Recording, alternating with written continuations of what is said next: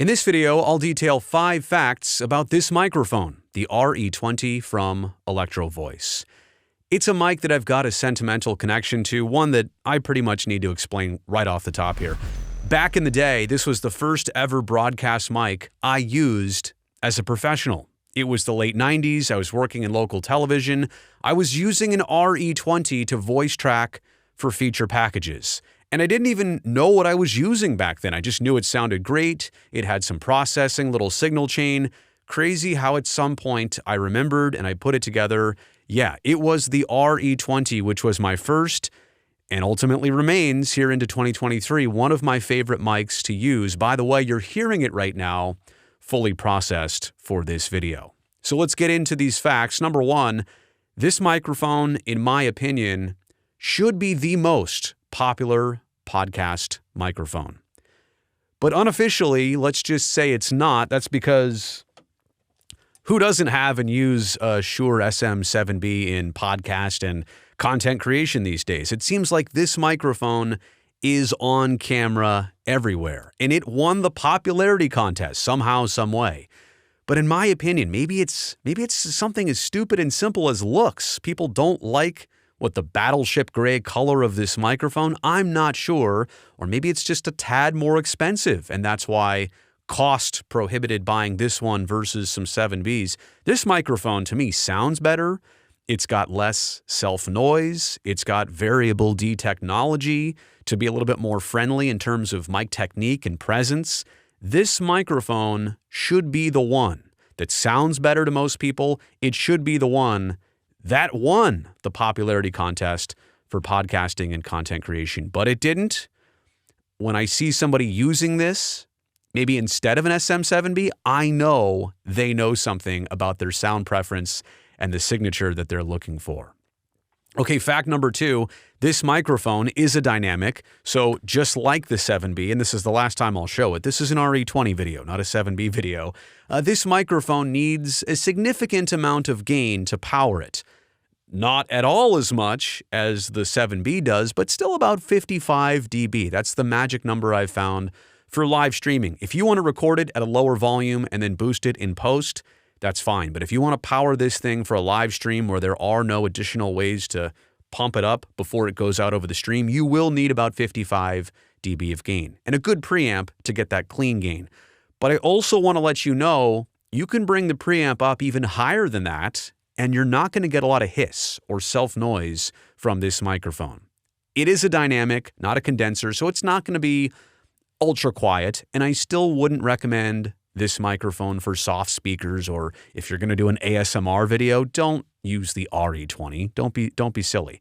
But this microphone for people who project, for radio broadcasters, for your typical speech volume of conversation, like this is a great mic. It doesn't need a terribly high amount of gain. It'll do just fine and not make a lot of self-noise.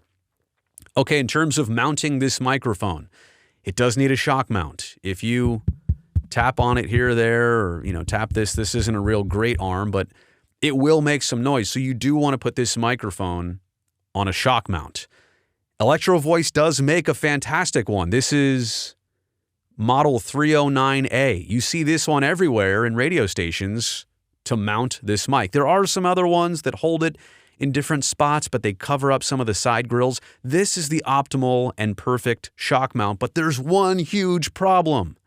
It costs $99. So going back to the whole 7B versus RE20 thing, maybe the reason this one doesn't win out is because most people know they need a shock mount for this mic.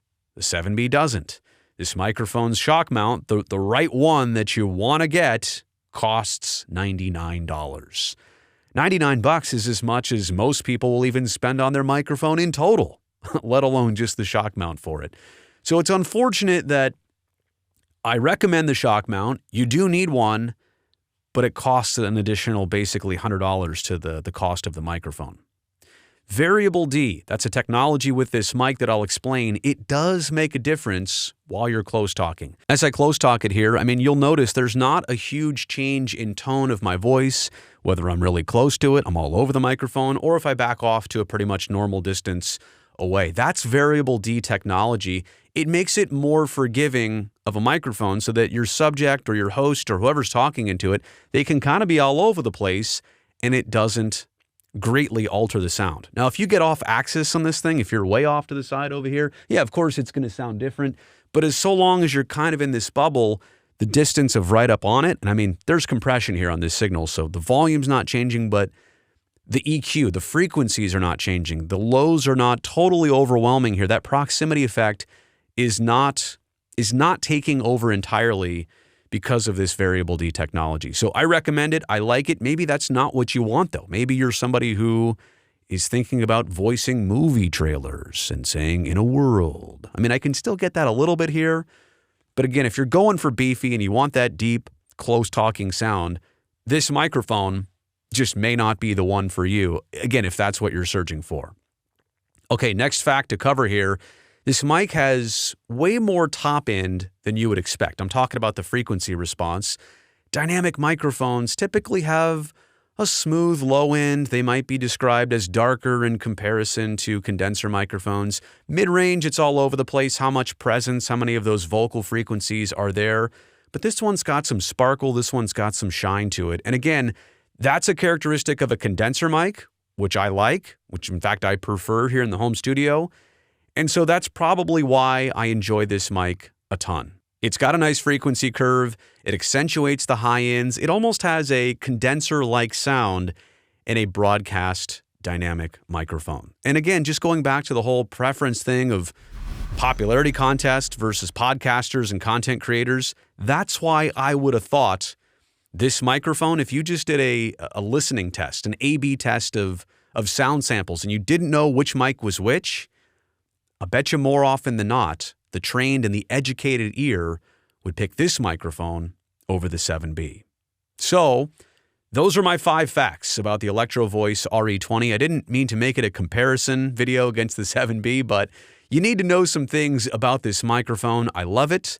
I recommend it. And I hope for you that if you like this video, you'll give it a thumbs up if you got some value out of it. And hey, subscribe to this channel. I've got lots more great content coming your way right around the corner.